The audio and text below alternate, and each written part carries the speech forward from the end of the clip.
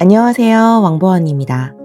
여러분, 혹시 지금까지 살면서 여러분을 가장 많이 웃게 해준 사람이 있으세요? 그 사람 한번 생각해 보세요. 그 사람이 여러분 앞에서 웃길 때, 그 사람 자신은 행복했을까요? 근데 꼭 그렇지만은 않잖아요. 오늘 이야기할 사람이 그렇습니다. 이 사람, 역사상 가장 많은 사람을 웃겼어요. 말 한마디 없이, 얼굴 표정 하나로, 걸음걸이 하나로. 전 세계 어느 나라 사람이든 그를 읽든 못 읽든 부자든 가난하든 이 사람 영화를 보면 웃었어요.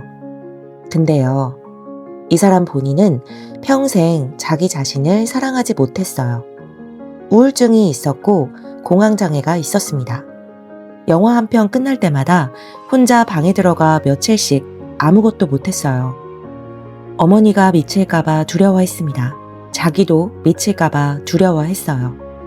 그리고 가장 아이러니한 건 그 모든 상처가 그를 천재로 만들었다는 거예요. 오늘은 그 이야기를 해볼 겁니다. 바로 찰리 채플린의 이야기입니다. 준비되셨나요? 그럼 시작해 볼까요? 1889년 런던입니다. 지금도 런던은 빈부격차가 심한 도시예요. 그런데 100년 전엔 지금보다 훨씬 심했어요. 켄닝턴이라는 동네는 런던에서도 가장 가난한 사람들이 사는 곳이었습니다. 그 동네 허름한 방 한 칸에 해나라는 여자가 두 아이를 키우고 있었어요. 한때 무대에서 노래를 부르던 가수였는데 목소리를 잃고 이를 잃었습니다. 남편은 알코올 중독에 바람을 피우며 집을 들락거렸죠. 그 두 아들 중 막내가 찰리였어요. 찰리가 3살 때 아버지가 완전히 집을 나가버립니다. 그리고 찰리가 5살 때 사건이 하나 생겨요. 어머니 해나가 공연 중에 목소리가 갑자기 나오질 않았어요. 관객들이 야유를 퍼붓기 시작했죠. 무대 감독이 당황해서 대기실을 둘러봤습니다. 거기 있는 사람은 5살 찰리뿐이었어요. 무대 감독이 너무 급하니까 찰리를 무대에 그냥 막 밀어 넣었어요. 찰리는 무대에서 노래를 불렀습니다. 관객들이 웃기 시작했어요. 그리곤 동전을 던졌죠. 찰리는 노래를 멈추고 동전을 주우러 뛰어다녔어요. 그러자 관객이 더 웃었습니다. 세상에서 가장 위대한 희극인의 첫 무대는 어머니를 구하러 나선 그 순간이었어요. 그런데 어머니의 상태는 점점 더 나빠졌습니다. 7살 때 세 식구 모두 빈민 구호소에 들어갔어요. 들어가는 순간 가족이 모두 분리됐습니다. 어머니는 어머니 구역, 아이들은 아이들의 구역. 서로 만날 수가 없었어요. 찰리가 나중에 자서전에 이렇게 썼습니다. 처음 면회를 갔을 때의 포인트가 지금도 생생하다. 구호소 옷을 입고 들어오는 어머니. 일주일 만에 여의고 늙어 있었다. 하지만 우리를 보자 얼굴이 환해졌다. 시드니와 나는 울기 시작했다. 채플린은 구호소 생활에 대해 이렇게 말했습니다. 슬픔이 공기 중에 가득했다. 그 시골길들, 두 줄로 걸어가는 우리 100명. 우리는 바보들의 집 아이들로 불렸다. 그 창피함과 그 외로움이 어린 찰리의 몸속에 쌓이기 시작했습니다. 그리고 14살 때 가장 큰 사건이 찾아와요. 어머니의 정신이 더 이상 버티지 못하게 된 겁니다. 나중에 밝혀진 바로는 매독으로 인한 뇌 손상이었어요. 어머니를 정신병원에 데려다 줘야 했는데 그 임무가 14살인 찰리에게 떨어집니다. 찰리가 어머니 손을 잡고 병원 문 앞에 서서 어머니를 안으로 들여보냈어요. 그리고 혼자 집으로 돌아왔죠. 며칠을 거리에서 먹을 것을 찾아 헤매며 지냈습니다. 심리학자 스티브 와이스만은 채플린의 전기에서 이렇게 분석합니다. 어머니와의 이 관계, 사랑하지만 도저히 구할 수 없었던 그 경험이 채플린의 평생에 걸쳐 나타난 거라고. 그가 영화에서 만드는 여성 캐릭터들, 트램프가 항상 여성을 구하려 하는 그 패턴이 다 여기서 온 거라고. 그리고 또 하나, 채플린은 어른이 된 뒤에도 평생 한 가지를 두려워합니다. 자기도 어머니처럼 미치지 않을까 하는 것. 기록에도 남아있어요. 채플린이 심리상담을 받았고 그 이유 중 하나가 정신질환에 대한 공포였다고. 그는 어머니를 사랑했습니다. 하지만 어머니가 가진 것을 두려워하기도 했죠. 그 모순을 안고 평생을 살았던 거예요. 그런데요, 바로 그 상처에서 뭔가가 나옵니다. 19살. 찰리는 미국으로 건너갑니다. 빈털터리로. 런던의 빈민가 출신의 영어 억양도 어색한 소년이 할리우드에 도착했어요. 그리고 5년 만에 전 세계에서 가장 유명한 사람이 됐습니다. 어떻게요? 바로 리틀 트램프. 여러분들도 이 모습 굉장히 익숙하시죠? 저도 어릴 때 찰리 채플린에 대한 이 모습과 영상을 봤던 기억이 있는데 이 지팡이, 중절모, 헐렁한 바지, 작은 콧수염 이러한 캐릭터가 전 세계를 정복한 거예요. 근데 이 캐릭터가 어디서 왔는지 아세요? 찰리가 나중에 이렇게 말했습니다. 리틀 트램프는 어린 시절에 동네에서 봤던 럼미 빙크스라는 술꾼 노인을 보고 만들었다고. 그 사람이 비틀비틀 걷는 모습이 기억에 남았다고 합니다. 그리고 그 영화 속 장면들이 사실 다 자기 어린 시절 얘기였어요. 1931년 프로이트가 편지에서 채플린에 대해 이렇게 쓰죠. 그는 항상 오직 자기 자신을 연기한다. 암울했던 어린 시절의 자기 자신을. 그 인상들에서 벗어나지 못하면서 그때의 좌절과 굴욕에 대한 보상을 지금까지 작품으로 구하고 있다. 그는 말하자면 아주 단순하고 투명한 케이스다. 프로이트가 직접 분석한 거예요. 채플린의 영화가 사실은 그의 치유의 행위라고. 자기가 겪은 가장 아픈 이야기를 꺼내서 그걸 웃음으로 만든 거예요. 그런데 여기서 중요한 포인트가 있습니다. 찰리는 자기 자신을 사랑하지 못했어요. 기록을 보면 영화 한 편이 끝날 때마다 극심한 우울증이 찾아왔다고 합니다. 며칠을 혼자 방에서 아무것도 못했어요. 공황 발작이 있었고 성공해도 기뻐하지 못했습니다. 그리고 채플린은 완벽주의자였어요. 영화 한 장면을 100번, 200번씩 다시 찍었습니다. 배우들이 지쳐서 쓰러질 때까지 찍고 또 찍었어요. 왜였을까요? 두 가지 설명이 가능한데요. 하나는 어린 시절부터 충분히 좋지 않으면 버려진다는 걸 몸으로 배웠기 때문이었어요. 아버지가 그랬고 구호소가 그랬습니다. 그러니까 완벽해야 한다는 강박이 생긴 거예요. 또 하나는 그게 자기 상처를 다루는 유일한 방법이었기 때문이에요. 내 이야기를 최대한 완벽하게 만들어야 그것이 진짜 의미가 생긴다고 느낀 거죠. 그 강박이 그를 괴롭히면서 동시에 그를 천재로 만들었습니다. 그리고 또 하나 중요한 장면이 있는데요. 1927년 유성 영화가 드디어 등장을 했습니다. 모든 배우들이 마이크 앞에 섰어요. 하지만 채플린만 거부했죠. 무려 10년 동안요. 사람들이 물었어요. 도대체 왜 그러느냐고. 채플린이 대답합니다. 말을 하는 순간 내 캐릭터는 특정 언어에 속하게 된다. 지금 전 세계 모든 사람이 리틀 트램프를 이해하는 건 그가 말하지 않기 때문이다. 이게 심리학적으로도 굉장히 흥미로운 지점이에요. 어린 찰리는 어머니가 정신이 무너져 갈 때 그 슬픔을 말로 설명할 수 없었겠죠. 그냥 느꼈을 뿐입니다. 언어보다 더한 감정이었어요. 그래서 알았던 거예요. 진짜 감정은 언어를 초월한다는 걸. 10년의 침묵은 고집이 아니었습니다. 본질에 대한 이해였죠.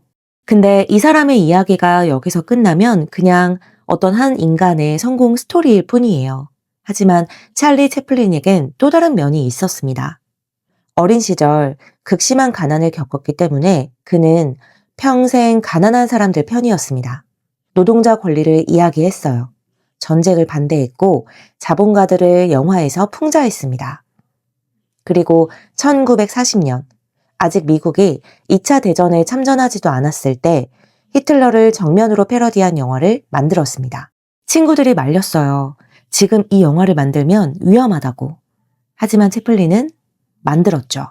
그리고 그 영화에서 10년간 침묵하던 채플린이 처음으로 카메라 앞에서 말을 했습니다.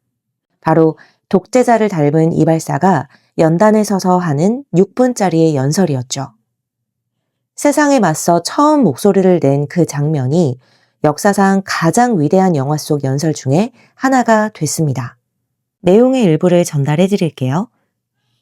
독재자들은 스스로를 자유롭게 하지만 인민을 노예로 만든다. 이제 우리는 그 약속을 지켜야 한다. 모두를 위한 자유, 민주주의의 이름으로.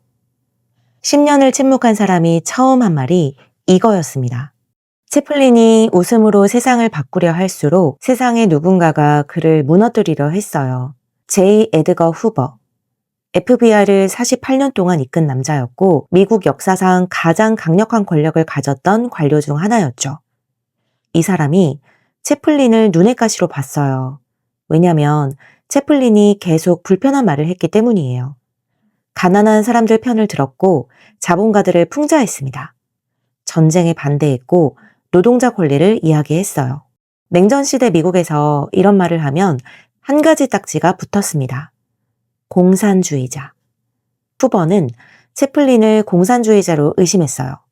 그리고 1940년부터 무려 12년 동안 채플린을 감시하기 시작했죠. 전화도청, 우편 검열, 주변 인물 미행, 그리고 공산주의자라는 증거를 잡으려고 했죠. 나중에 공개된 FBI 채플린 파일이 1900페이지예요. 근데 문제가 있었어요. 아무리 파고 파도 채플린이 공산당원이라는 증거가 나오지 않았어요. 근데 사실이니까 나오지 않았겠죠? 1952년 9월, 채플린이 영국으로 가는 배에 탑니다.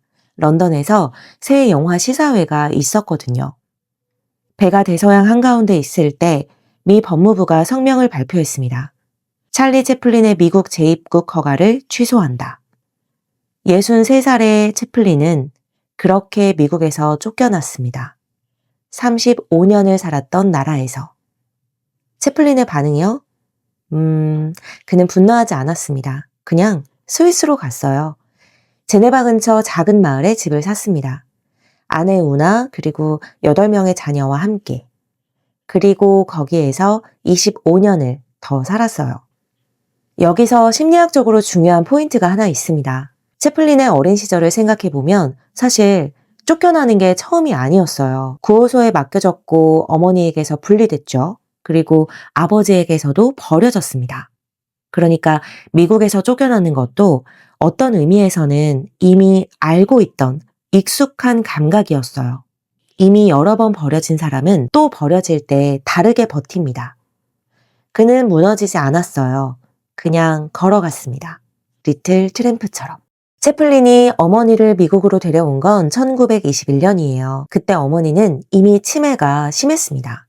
아들이 세계 최고의 스타가 됐다는 것도 제대로 이해하지 못했어요. 채플린이 어머니를 위해 바다 근처에 집을 구해줍니다. 간호사도 붙이고 돌봐줄 사람도 붙였어요. 그리고 이런 기록도 남아 있습니다. 어느 날 어머니가 비단 옷감을 잔뜩 주문했어요. 치매 상태라 자기가 뭘 주문하는지도 몰랐죠. 채플린이 처음엔 돌려보내려고 했어요. 어차피 못 쓸 거니까. 그러다 갑자기 마음을 바꿨습니다. 더 많이 가져다 드려. 한 10배 정도. 얼마든지 가져다 드려. 그리고 펑펑 울었습니다. 불쌍한 어머니가 평생 이런 걸 원했어. 비록 30년 늦게 도착했지만. 저는 이 장면이 채플린의 전부를 담고 있다고 생각해요. 세계 최고의 스타가 치매에 걸린 어머니가 절대 쓰지 못할 비단 옷감을 10배로 사주면서 울었어요. 그게 뭔지 아세요?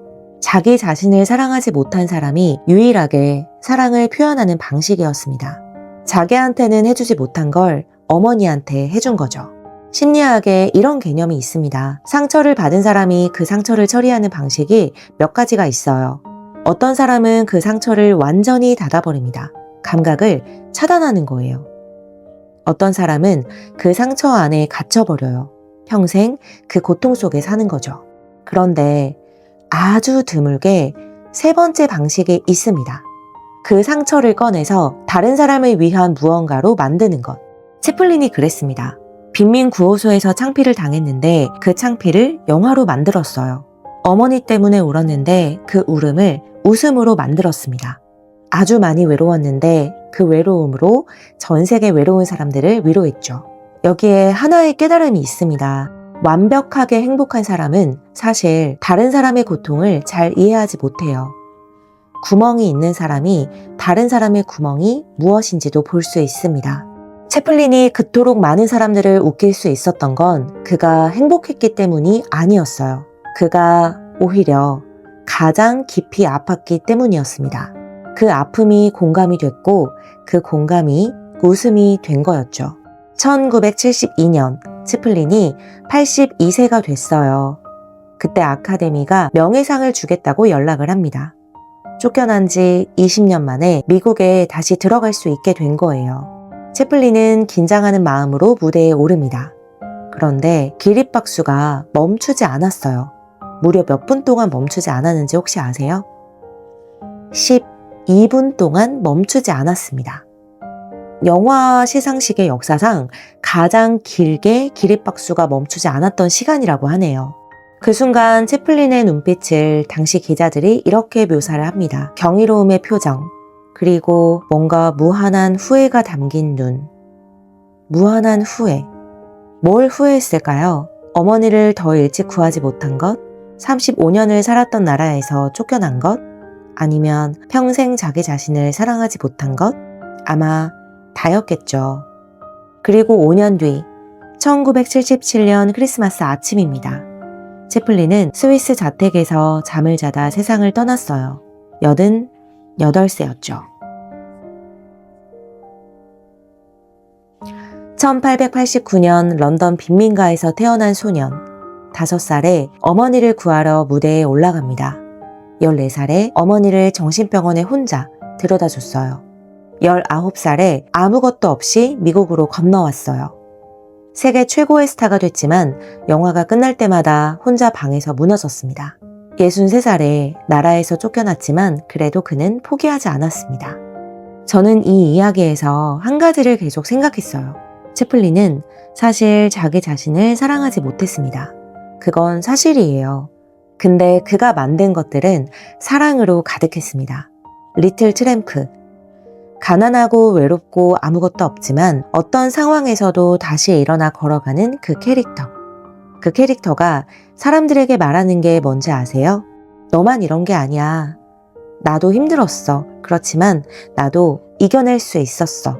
우리는 보통 이렇게 생각해요. 내가 충분히 괜찮아야, 내가 충분히 행복해야 그때 다른 사람에게 뭔가를 줄 수 있다고. 하지만 채플린은 그 반대였습니다. 충분하지 않아서 충분하지 않은 사람들의 마음을 알았고요. 행복하지 않아서 행복하지 않은 사람들을 웃길 수 있었습니다. 자기 자신을 사랑하지 못해서 사랑받지 못한다고 느끼는 사람들의 마음에 닿을 수 있었어요. 오늘 이 영상을 보시는 분들 중에 혹시 지금 자기 자신이 별로 마음에 안 드는 분 있으세요?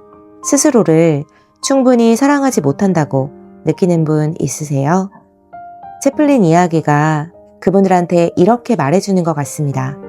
그래도 괜찮을 수 있어요. 때로는 그 아픔이 다른 사람에게 닿는 문이 되거든요.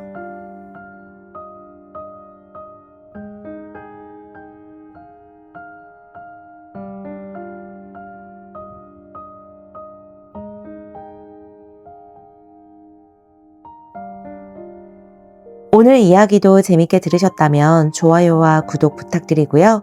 다음에는 더 재밌고 흥미진진한 이야기로 찾아오겠습니다. 감사합니다. 안녕.